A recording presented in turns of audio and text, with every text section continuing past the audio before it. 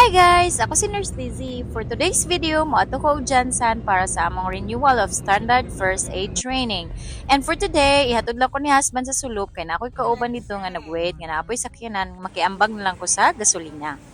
And wala pa man may pamahaw, so naghapit mi diri sa Jollibee. After sa among breakfast, nidiretso na mi sa venue kay hapit na ang time, basig malate na in town mi niya na pa mga kauban nga naguna na dito sa venue. Mga months na pod ko wala nakaani or nakabalik aning Jansan. Timing sa pag-ani namo, okay lang ang panahon, dili siya dagom, dili pod siya ulan.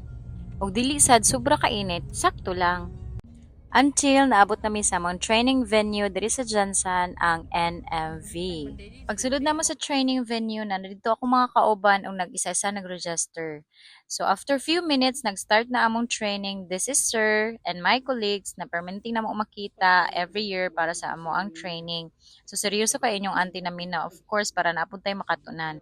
After sa among training, nadiretso na dayon mi og SM, isa sa mall diri sa Jansan kay gutom na kaayo, lunchtime na baya niya. Kutob lang pod lunch ang among training. So bisag unsa na lang among gipangita nga fast food area. Sama ani, naapoy Kenny Rogers, Roasters ug guban pa. Pero ako nag-take out lang ko ani. And sila naka-decide sila na mag-KFC. So that's all for today. Manguli na mi. Thank you so much for watching.